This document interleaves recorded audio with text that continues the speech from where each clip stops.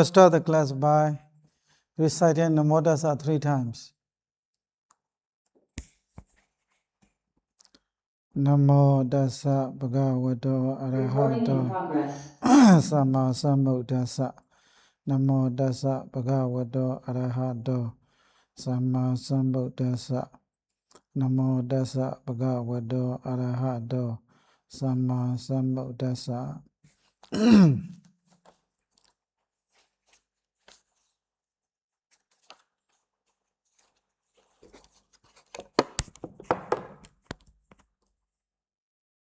Okay, tonight, so lesson 18, I will continue to explain the declension of the neuter nouns.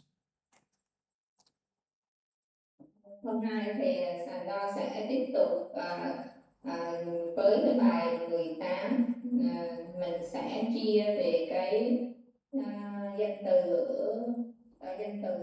trung tính. Now, as you see, the neuter nouns are ending with the a, ending with e, ending with e, ending with u, and the gutrabu. Now, I have already written down in the whiteboard last week. So, chaita, phala, a similar declension like purisa, except nominative, vocative, and the accusative case. Like chaitam, phalam, phala, phalani, bo phala, boendo, phala, boendo, phalani, phalam, phale, phalani. Starting with the instrumental up to the locative case, they are completely the same.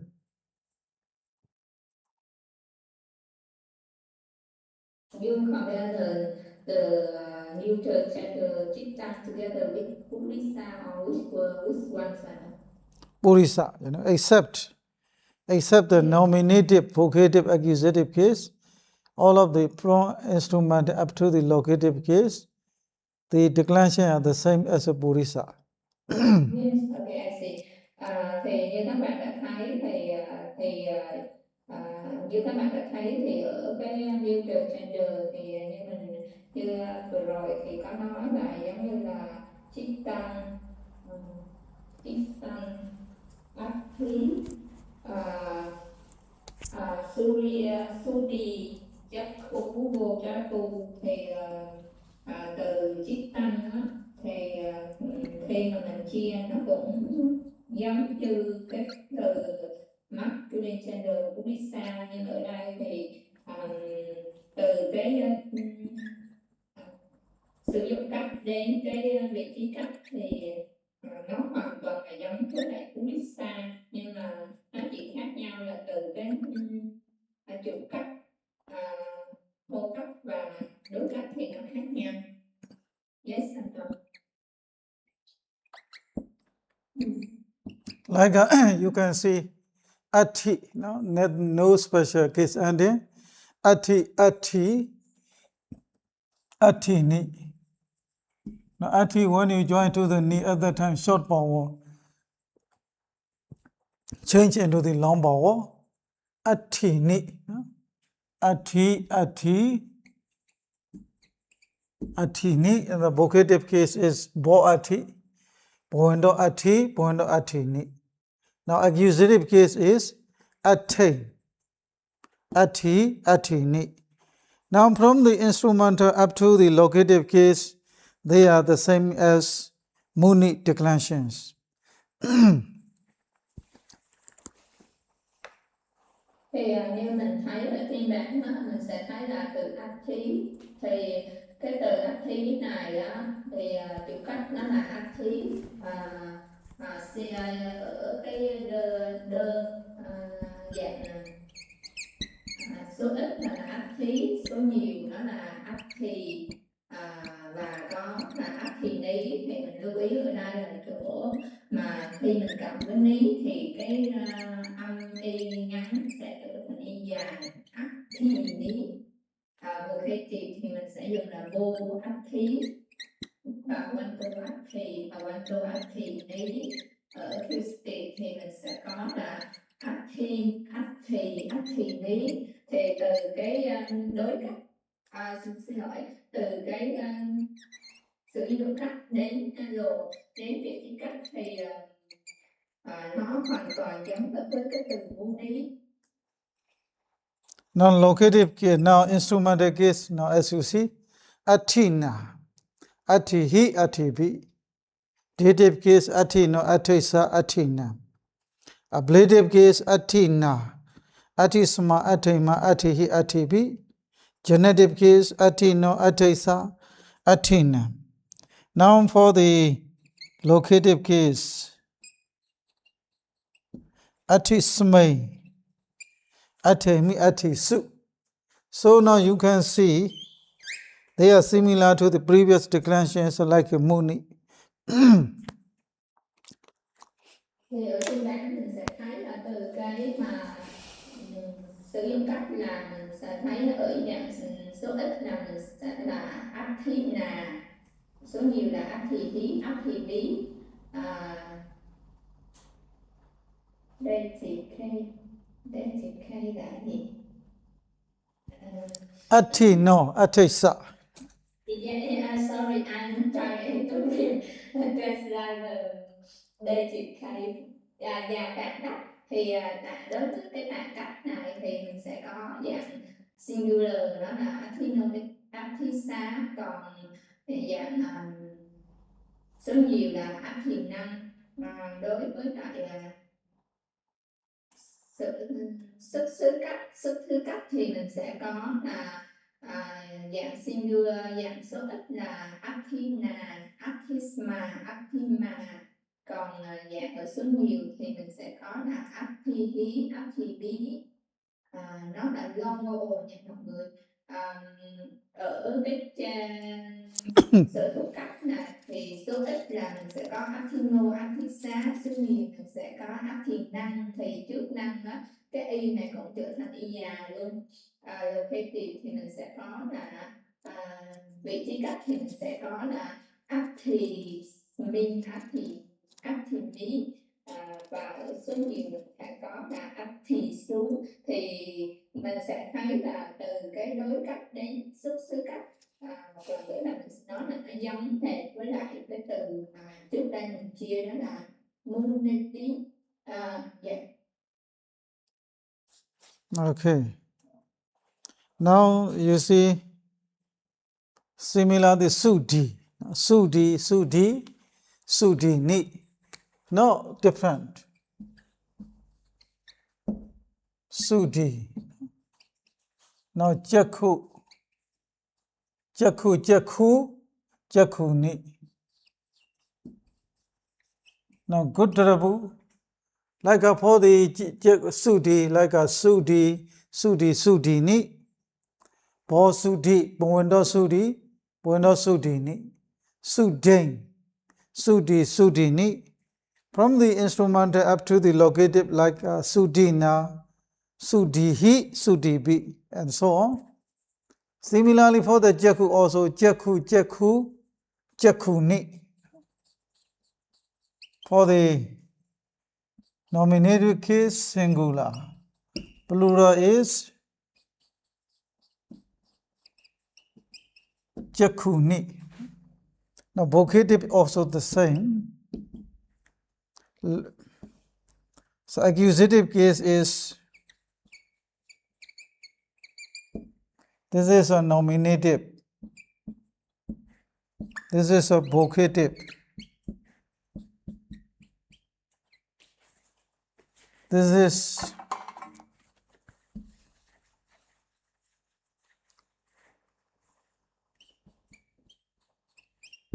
accusative. Jakuni. Gudrabu ni. Now, Ubinyananda, I wanted to decline this. So, sudi with the full cases.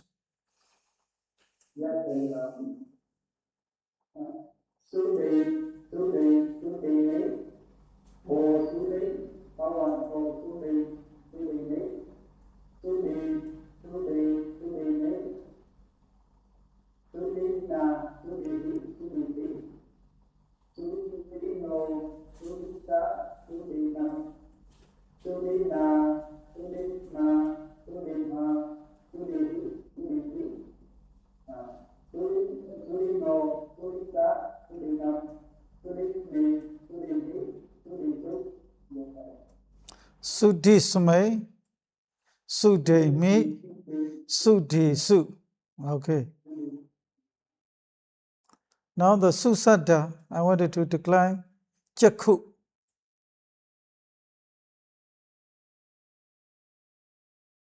Jakku.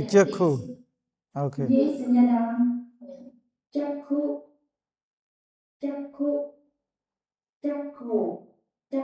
Ni. Bo Jakku. Bo Jakku. Pawando Jakku. Pawando Jakku Ni. Jakku Ni. Jakku Na. Now look at the whiteboard.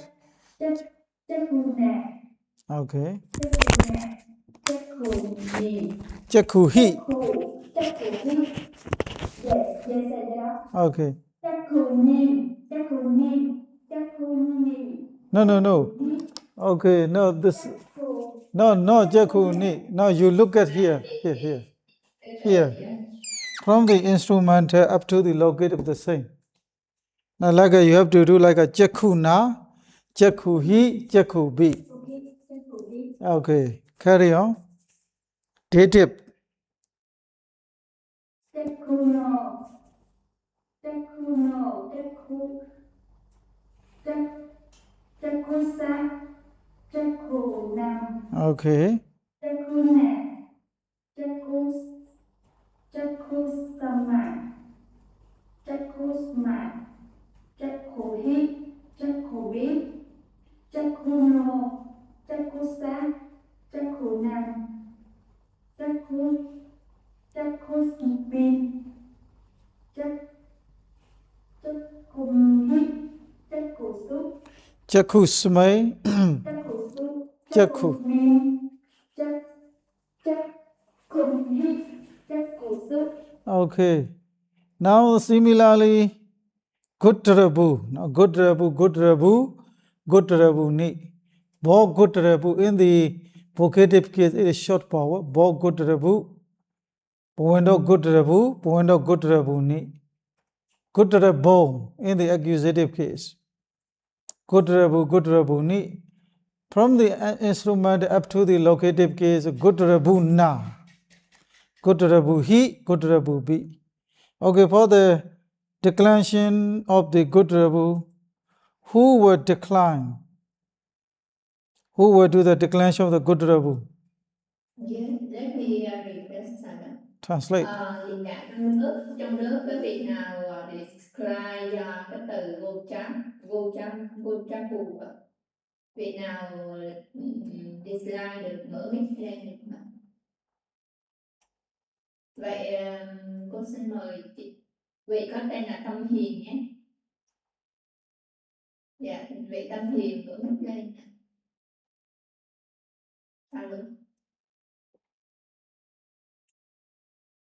Hello. Cô Tâm Hiền chia được cái này không ạ?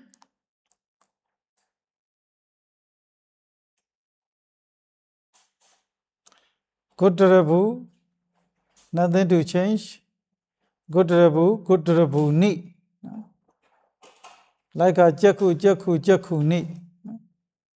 Nó không có gì thay đổi, nó giống như cái từ chắc khù thôi, nhưng mà nó chỉ có khác ở chỗ vocative thì mình làm cho nó ngắn lại, là không phải là chắc vô chắc bù đâu mà đâu vô chắc bù ở cái vocative thì dạ có việc nào không ạ? Vậy cô mời chị Nguyễn Hạ Anh nha. Chị Nguyễn Hạ Anh thử có xem nào. Gutrabu.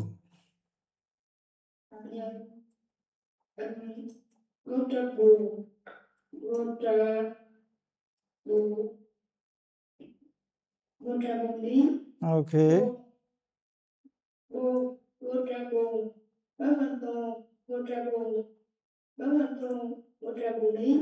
Okay.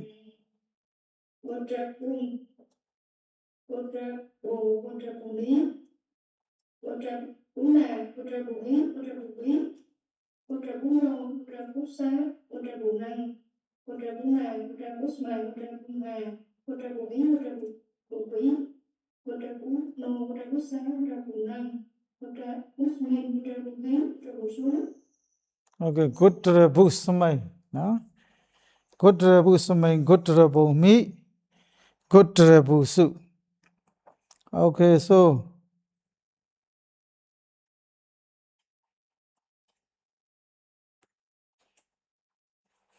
okay, now I will give you another word. Bây giờ Sài Lo sẽ cho mình một cái từ khác để mình chia nó nha. Chita. Now who would decline?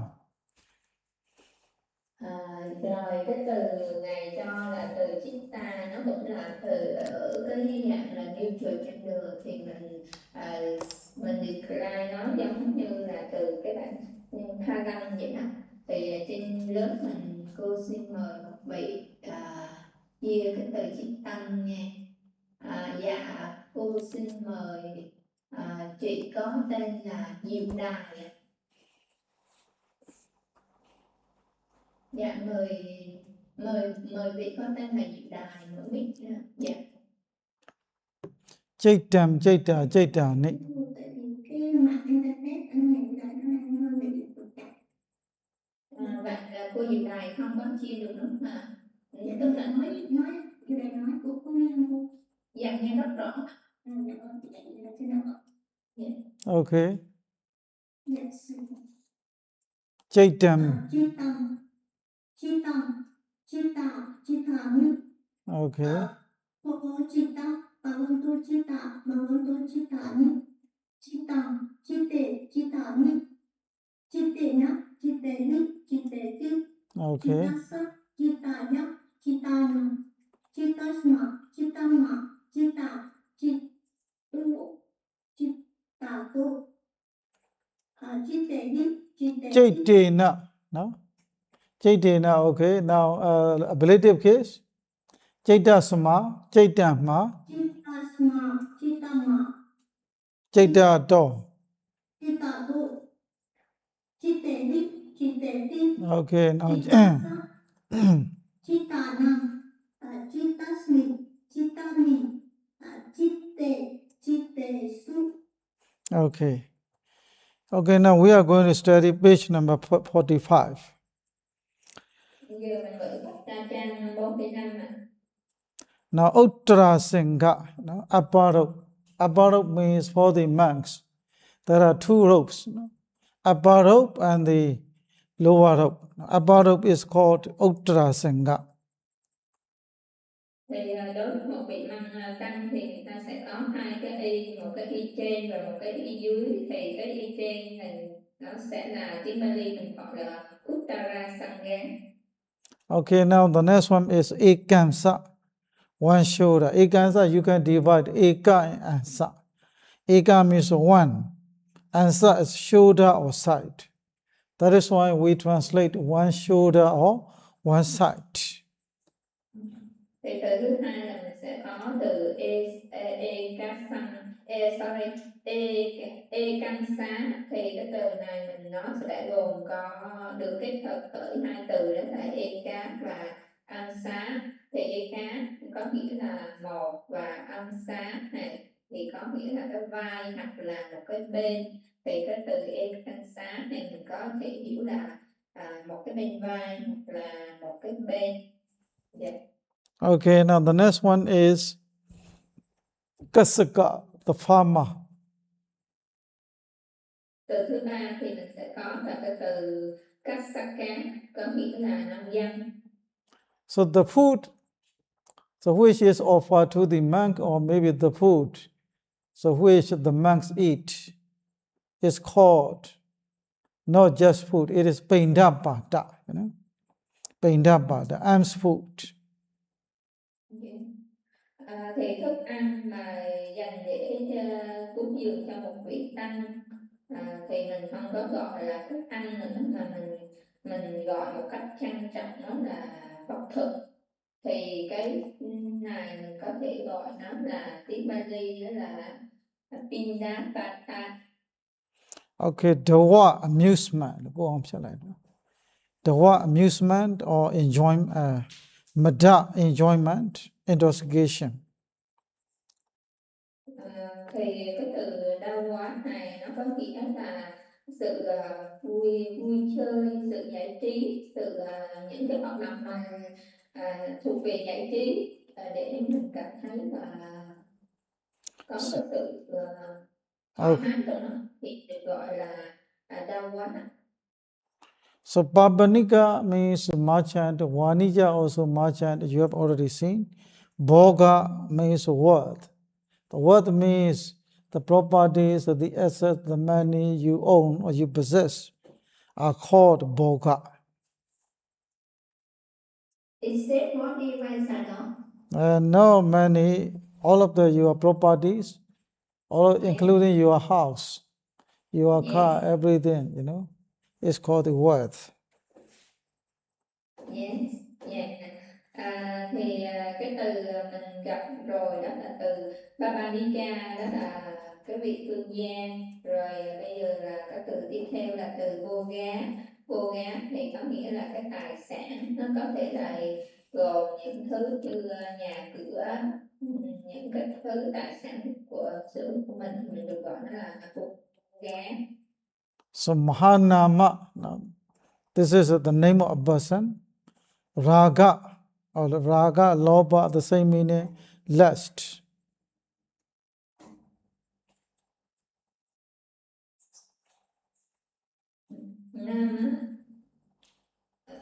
Sorry, từ thứ tư tiếp theo là từ raga. Raga có nghĩa là cái sự tham dục. Okay, dosa, anger, moha, delusion, anda, and or sight. Yoda, bada, soldier, rukha, tree, sada, sound or noise, ganda, odor or smell, sayana, evening. Thì tiếp theo mình sẽ có những từ như là dosa có nghĩa là sự sân hận, moha có nghĩa là sự si mê, anta có nghĩa là sự kết thúc, cái cuối hoặc là cảnh.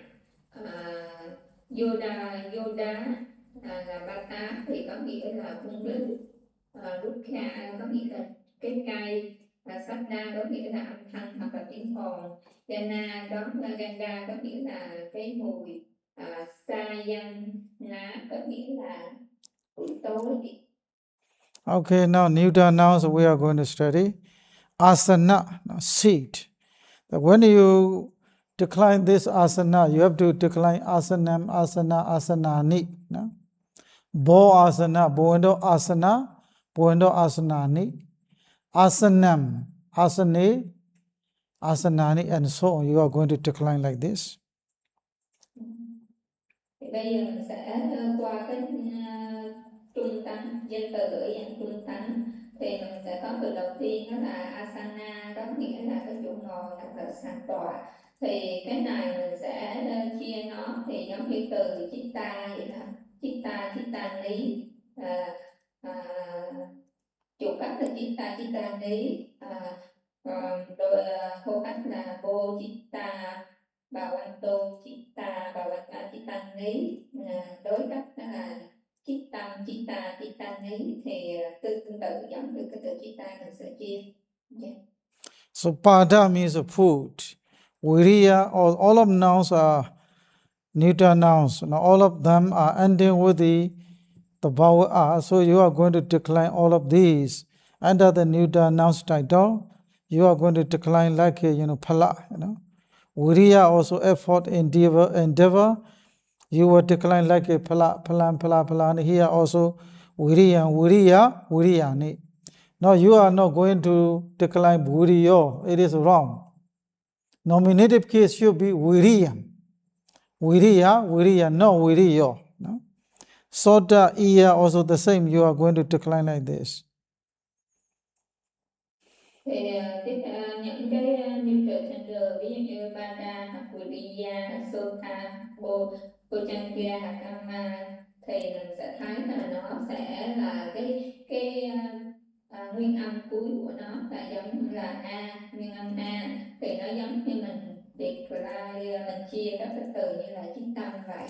Thì đối với từ Viriya thì nếu như mình chia nó là Viriyo như masculine, như là cái nam tánh thì nó là sai, mình phải nói là Viriyam, Viriya nghĩ thì chia như vậy mới đúng. Thì ở đây là Pada có nghĩa là chanh, Viriya thì có nghĩa là sự tinh tấn, sự tinh cần, Sota là tai, Bojana có nghĩa là cái bữa ăn vật thực. Okay. Now karma, deed, action. Chaita, mind or consciousness. Pamoja, joy. Bahana, dispelling or removal. Mandana, adornment. Vibhusana, ornament. Bhaya, fear. Mahada, greatness or prosperity. Arahata, rahaship or geha, gara, house. Thì ở đây là mình sẽ có từ karma thì nó có nghĩa là nghiệp hoặc là hành động. Chitta có nghĩa là tâm hoặc là thức. Pamoja có nghĩa là cái sự hân hoan. Pahana có nghĩa là sự từ bỏ, đoạn diệt. Mandana có nghĩa là đồ trang sức. Vibhusana có nghĩa là vật trang điểm làm đẹp cho bản thân. Baya có nghĩa là sự sợ hãi. Mahata có nghĩa là cái sự lớn, to lớn, thịnh vượng. Arahata có đây là cái quả thứ tư, quả vị Arahant. Geha hoặc là Gara có nghĩa là ngôi nhà. So here geha can be used in two ways. Masculine gender, neuter gender, but gara is only neuter gender. Thì ở đây mình thấy cái từ Geha mình có thể dùng ở hai cái dạng đó là nam tánh hoặc là trung tánh, nhưng mà đối với từ Gara thì nó chỉ là được chia ở dạng neuter gender, trung tánh thôi. Now Dalaidiya, body also neuter gender.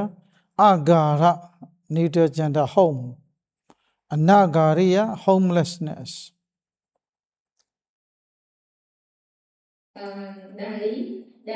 Diya có nghĩa là sự nghèo khổ. Agara có nghĩa là nhà hoặc là chỗ ở. Anagariya có nghĩa là vô gia cư. Đây là những cái từ này đều ở là neuter gender. Trung tánh. So agara here, geha and agara is different. Geha means a house. Agara means a home. So home means the place where you stay permanently. Like this home may be house, or maybe this home may be under the bridge, or maybe under the tree. Whatever the place where you are staying permanently is called the home. So for the monks, they have no permanent place. So for the monks, there is no permanent dwelling place. That is why the monks are called homelessness. Thì cái từ mà Geha này nó có nghĩa là house, mà Gara có nghĩa là home, thì thực ra mình sẽ hiểu cái nghĩa là home nó là có nghĩa là một cái chỗ mà ở mà thường trú. Nó có thể là ở dưới luật, thì một cái người tăng thì người ta sẽ không có một cái chỗ ở thường trú, nên họ sẽ được gọi là homeless. So like okay, that is also you should distinguish the different meanings between agara and geha, house. Thì ở đây mình sẽ phân biệt được cái sự khác nhau về ngữ nghĩa của cái từ Geha và Gara nha. Okay. Now Kula family, Jetavana, the name of the monastery, the Buddha, where the Buddha stayed. Vana, Arenya, forest. Vana also forest, Arenya also forest. Vana, you are going to decline like a Jeta. Singama war better feet. Kita feet. Mula root or foot of the tree. Avidura Samipa vicinity. Dwara door gate. Nagara town or city. Rupa visible form. Gana nose. Ở đây mình sẽ có từ Kula, có nghĩa là gia đình. Chekawana là một cái chỗ mà một cái tên tự viện mà thời Đức Phật thì Đức Phật có từng sống ở đó. Từ Wana hoặc là Aranya đều có chung nghĩa là khu rừng. Thì mình sẽ chia cái từ Wana này thì Klein nói giống như là Wanam,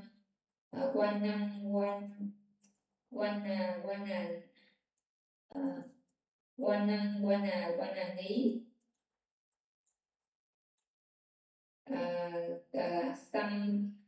Sangama có nghĩa là chiến trường, Kheta có nghĩa là cái cánh đồng, Mura có nghĩa là cái group, cái rễ của một cái cây,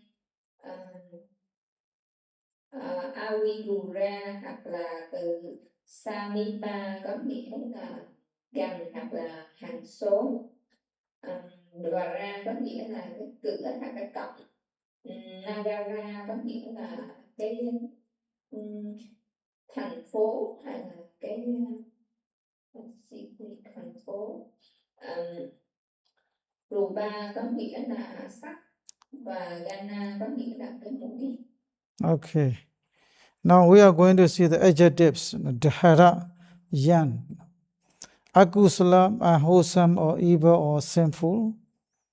Kusita. Now in the Bali, if someone is lazy, kusita, lazy or idle or alasa. If someone is lazy, also with two names, kusita, alasa, lazy or idle.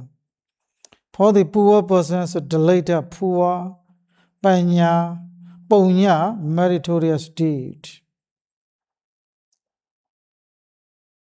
Bây giờ mình sẽ đến với cái từ tính từ thì mình sẽ có là từ Dahara, đó là có nghĩa là người trẻ. Kusita thì nó có nghĩa là lazy. Thì ở đây mình có từ lười biếng này, mình sẽ có hai từ đó là Kusita và Alasa. Dalida có nghĩa là nghèo. Akusala có nghĩa là bất thiện, xấu, say quấy. Punya có nghĩa là phước hoặc là phước thiện. Okay, Dahara yan. Akusala, unwholesome or evil or sinful. You already translated. Now the next one is Nisan saying, certainly. Saka, you can be translated be able or can. Thì bây giờ mình sẽ đến với cái từ là trạng từ hoặc là có nghĩa từ. Thì mình sẽ có là từ Nisansayan có nghĩa là chắc chắn, dĩ nhiên. Sikha thì mình có từ này mình có thể dịch nghĩa nó là có thể hoặc có khả năng. So actually, Yanuna and Aham, they are combined together. Yanuna Aham. This is a kind of idiomatic expression. You can translate how would it be if I.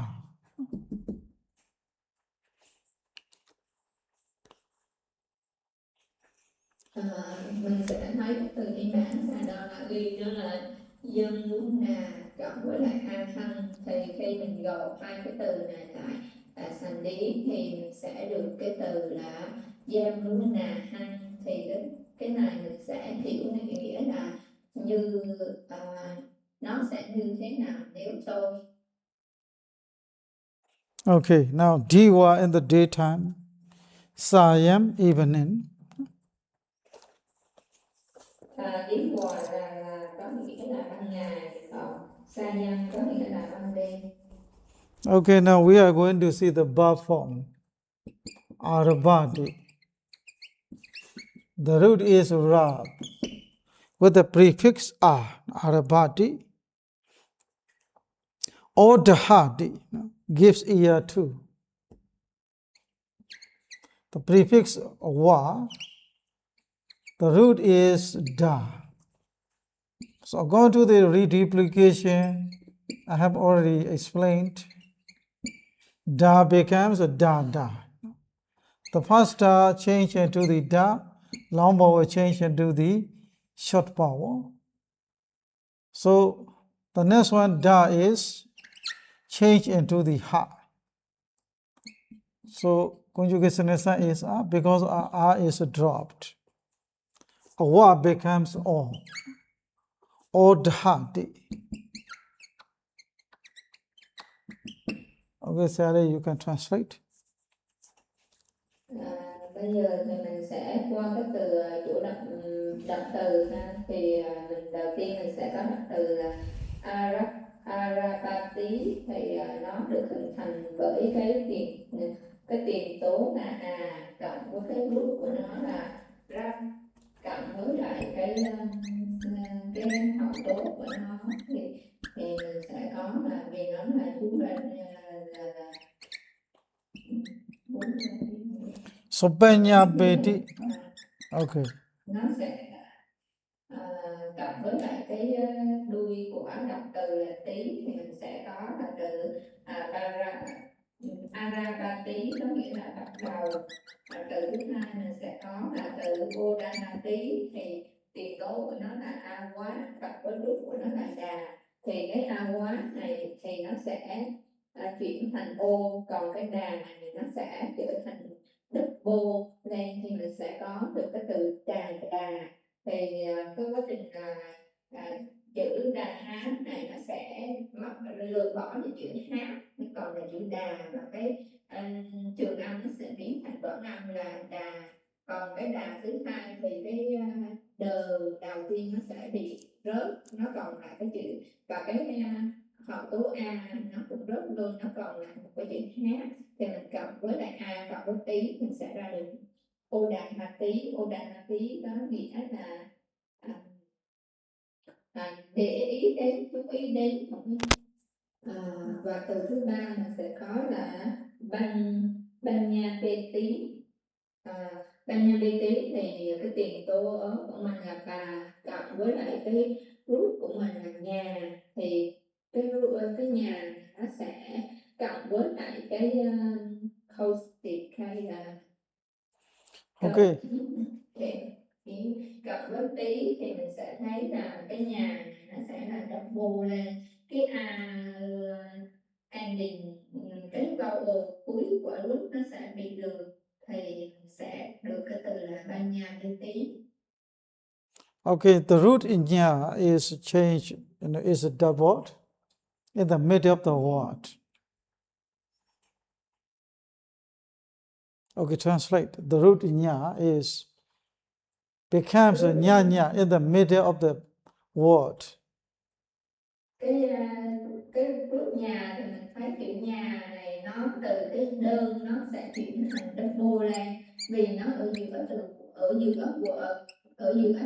cái từ này nó được double lên, thì mình sẽ có là hai chữ n, hai chữ nhà.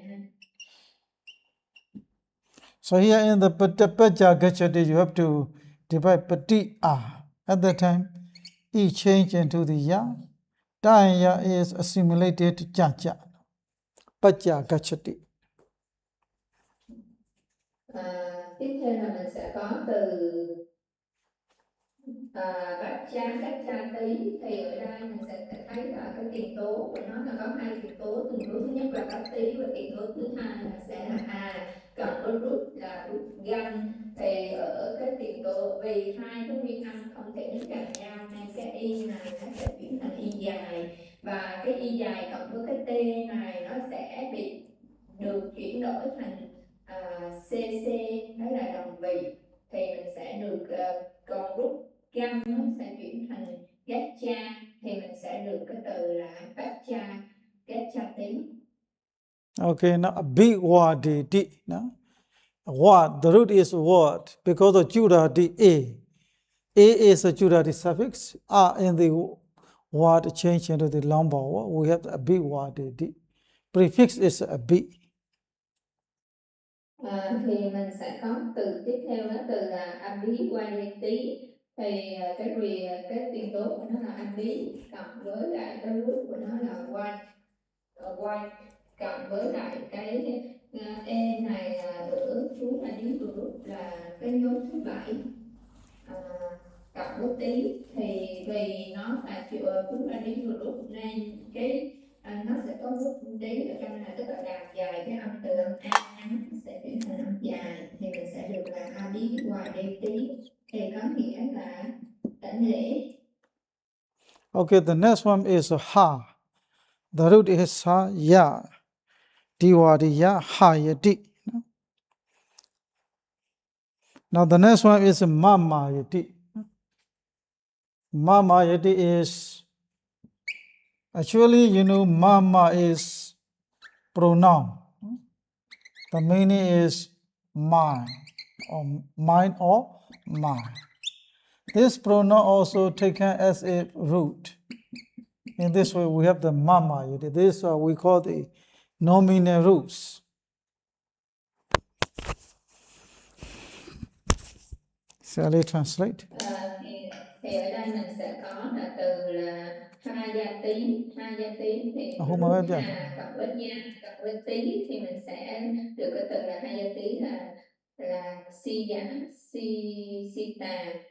Rồi cái từ tiếp theo mình sẽ có là mama gia tí, thì ở đây mama nó là một cái luồng đại từ thì có nghĩa là tôi của tôi, thì nó cộng với lại aya cộng với tí, và do aya is No, this is high.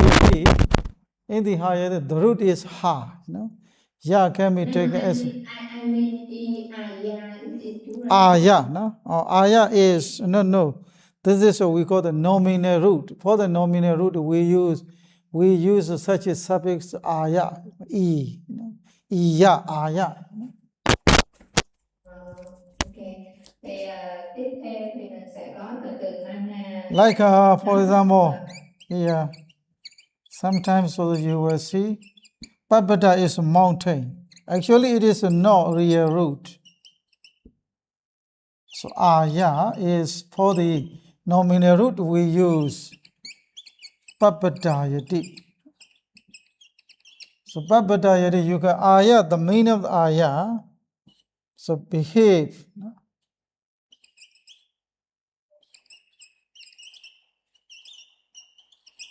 As if. Behave as if. For the hayati also you can do like sometimes also change into ash. You can do also explain like this. So this is a Bhuvari group. Ash. So for the Babadayati is, so if someone he acts or behaves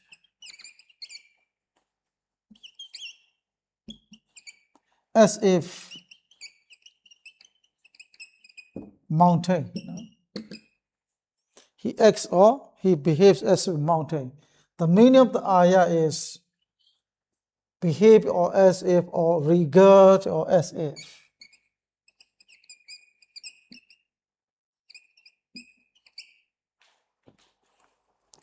Okay, translate.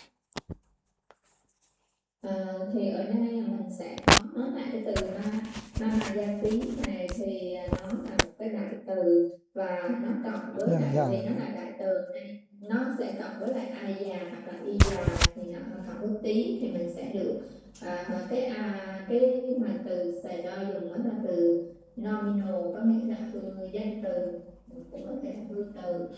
Thì ở đây là mình sẽ được cái từ mama gia tí. Còn tiếp theo thì mình sẽ tới từ Bapata, thì cộng với aya cộng với tí thì mình thấy là Bapata có nghĩa là nó là một danh từ là có nghĩa là núi, cộng với aya Thì aya thì có cái nghĩa là cư xử hành động. Thì nó nói về một người mà có cái hành động giống như là hoặc là cách mà cư xử giống như là vững chắc như núi vậy. So nominal root means nama dhatu, no? Nominal root, okay? So this is not really root. Now for the hierarchy also, like you can you can divide like this. The root is ha. R change into the ash with the buwari a and the hierarchy. Also you can explain like this. Thì cái Sài Lan nói là ở đây là cái danh từ root này nó không thực sự là danh từ root, không phải là một cái root mà nó không thật sự là một cái root, thì nó cũng giống như cái từ haya ati. Change into the aya, you know. Mình sẽ từ cái root hà này nó sẽ a này nó sẽ chuyển thành a giá, rồi nó cộng với a cộng với tí thì mình sẽ được là haya tí. Okay. So mama yati is pronoun. The papata yati also papata is a noun. They are not real root. But sometimes in the Pali, in some cases, not many cases, sometimes the noun or pronoun is used as a root, not real root. At the time also we have some very special suffix like aya or iyas. Thì ở đây là mình thấy giống như từ mama này là nó là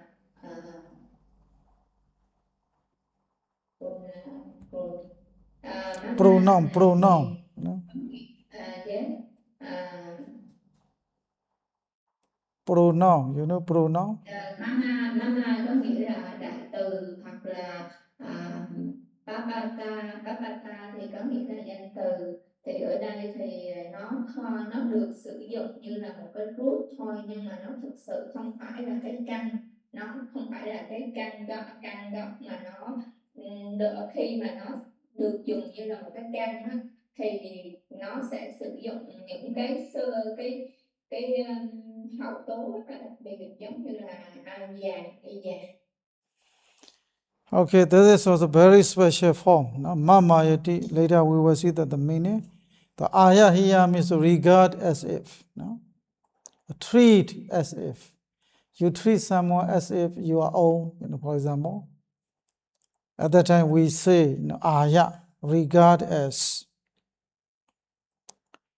Now apaneti you are going to divide. It is not difficult. The root is e, ni. Conjugation sign is a. E change into the a. A is dropped. Apaneti. Thì ở đây mình thấy là cái chữ mama này nó là một cái dạng đặc biệt. Thì sau này mình sẽ gặp sau. Bây giờ mình thấy một cái từ tiếp theo là abaneti. Thì ở đây là cái tiền tố của nó là apa cộng với cái căn của nó là ní, cộng với lại cái hậu tố là a, cộng với cái đuôi mà để xác định là thì hiện tại ở ngôi thứ ba thì mình sẽ có là tí. Thì cái y này nó sẽ chuyển thành e, còn cái hậu tố a nó sẽ bị loại bỏ đi, thì mình sẽ được cái từ apeti. Apaneti. Okay. For the pinya bedi, now I divide like a pa. Prefix nya is the root. Ape. Now ape is causative suffix. There are the 4 causative suffixes you may still remember. A, ya, ape, abaya. So for the pinya bedi, we use ape suffix, causative. So original meaning of causative is the nya, janati, janati knows. So pinya bedi, nya bedi, for example. Okay.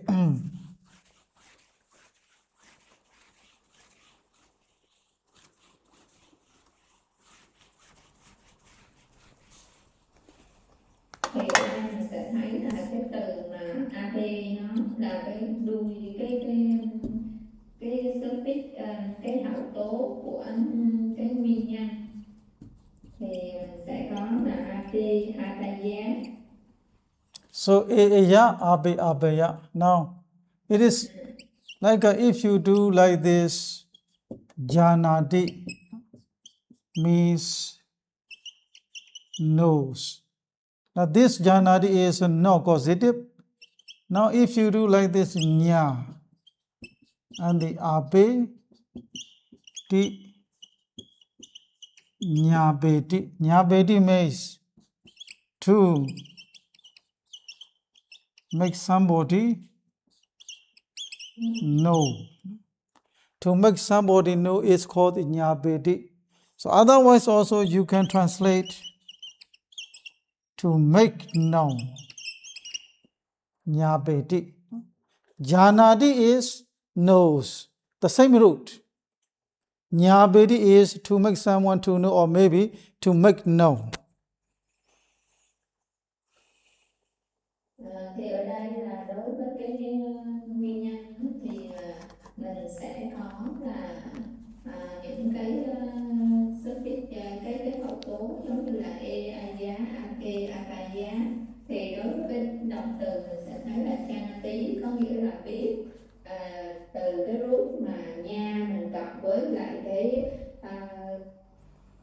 cầu khí thì mình sẽ có là ap cộng với tí, thì nó mình sẽ được ap tí. Thì ở đây sẽ có hai cách dịch. Cách thứ nhất là làm cho ai đó biết, cách dịch thứ hai là làm cho biết. Pachati means a cooks. Like a pacheti, a pach. If you join to the at, causative suffix, are changed into the a. Pacheti. To make somebody cook. But the meaning is that you ask someone to cook. Here also janadi knows nyabeti to make known. So nyabeti is also understood as a causative verb.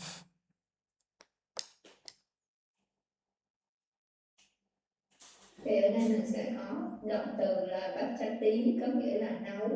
Thì ở đây là từ cái bước là bacha cộng với lại e cộng với tí. Thì e ở đây là nó là cái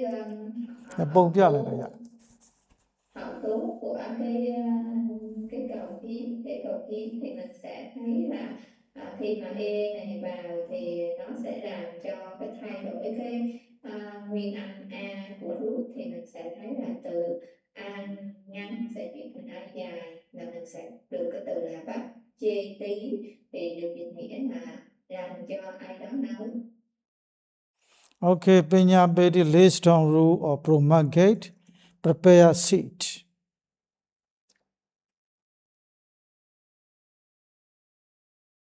Translate. Thì mình sẽ có cái từ Penyabeti có nghĩa là đặt ra cái điều luật hoặc là ban hành cái ban hành. So Pacha Gachati means returns. Abhiwadeti pays homage to. Pacha Gachati có nghĩa là trở về. Abhiwadeti có nghĩa là đảnh lễ. Hayati diminish or decays. Hayati có nghĩa là làm suy giảm, suy tàn. Mamayati owns or regards as one's own. Mamayati có nghĩa là sở hữu hoặc xem như là của mình. Apaniti leads away or takes away.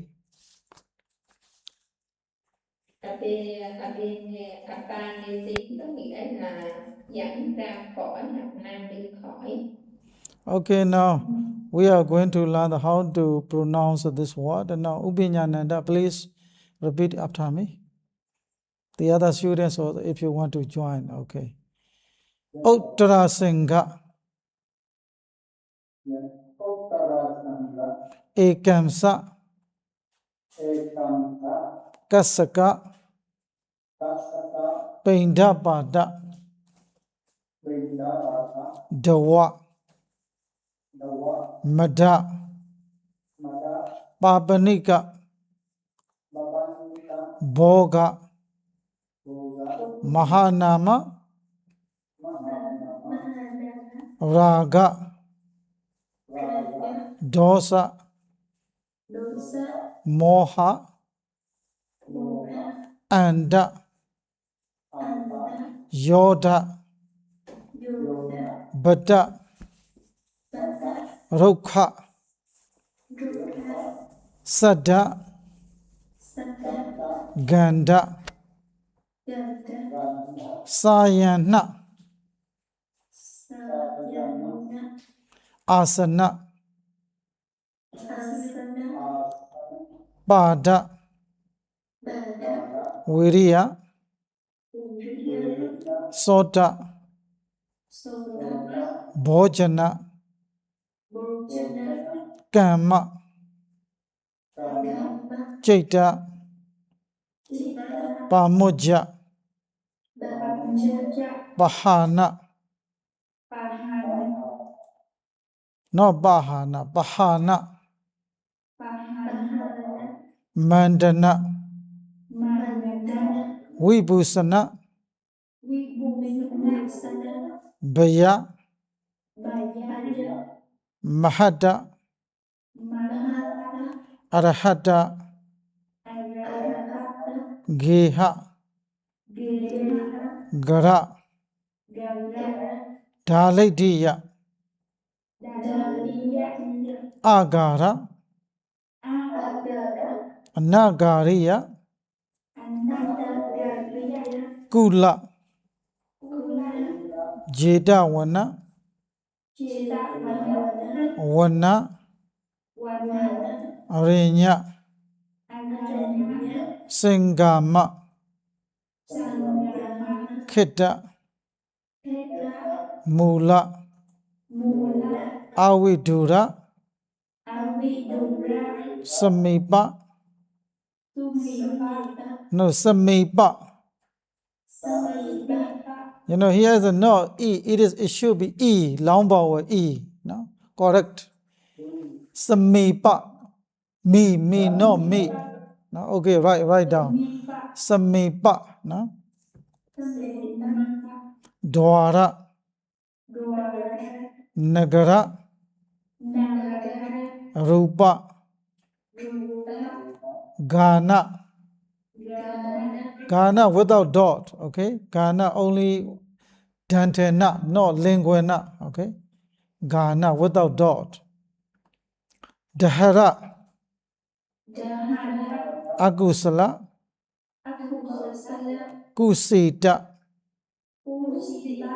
Alasa, Dalida, Bonya. So the later also should be without dot. The later. Ghana also without dot. Nisan Sayam. Saka. Yanuna. Diwa. Sayam. Arabadi. Odhadi Panyabedi Pachagachati Abhiwadedi Hayadi Mamayadi Apanidi. Okay, now you recite yourself. You read Uttara Sangha. Uttara Sangha Esamsa Kasaka Binata Dawa Maya Panamika Dura Mahanama Raga Dosa Moha Anta Yoga Tata Tukha Sattva Dhamma Sanyana Asana Tata Viriya Soga Bojana Kama Chitta Kama Banaja Pahana Manada Mandana Vibhusana Bhagya Maha Agaraha Geva Geva Dalaidiya Daritya Dalaidiya also should be without dot, no? Without dot. Dalaidiya, no? Without dot. Daritya Okay. Daritya Agara Agara Anagariya Kula Citawana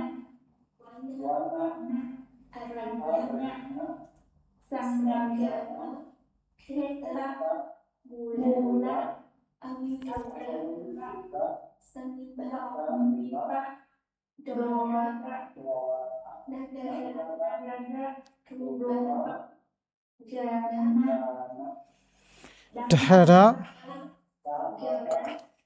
Kusala Akusala Kusila Alasa Dalaita Anida Paunya Punya Naisansayam Saka Saka Yamuna Yaniwa Diwa Sayam Sayam Arabati Arabati Arabati Udah hati banyak pedi kerja Abi Dedi Hajati Mama Hajati Apa Dedi Okay, this is your homework you are going to study. All of these words. Then next week we will do the exercise. Okay? Now the time's up. Now we will stop the class.